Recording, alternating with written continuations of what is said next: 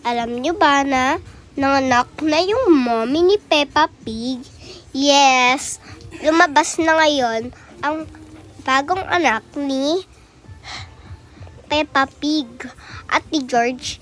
Pero si George hindi na masaya dahil hindi na daw siya ang baby. And then, ngayon na nanganak ang kanyang anak. Because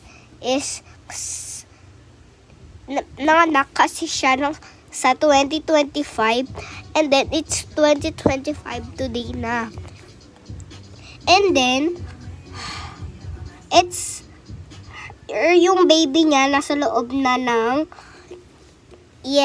yung baby niya nakalabas na because it's sabi nga dun, di ba?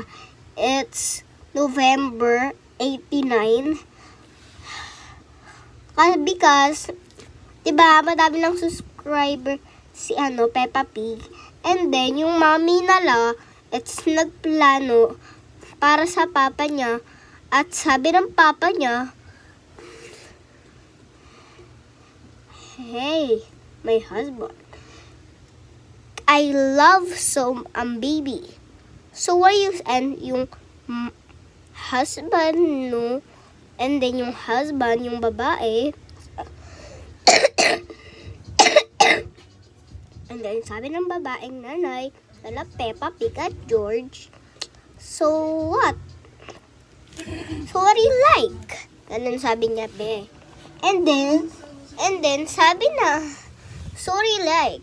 And then, sabi ng asawa niyang lalaki, I like new baby. And then, her name is a two baby. Peppa Pig. Peppa. Oh, the Peppa so beautiful. Ang ganda ng para siya sa Maribel. And then, ngayon, it's lumabas na ang anak nila. Yes, sabi ko sa inyo, tong vlog na to, it's November 8, 2100. Because, ilang taon na sila merong video at vlog.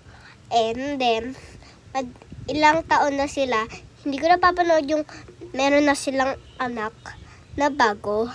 Hindi ko din pala expect na may anak buntis si Luana tsaka mag-asawa yung si Maui din.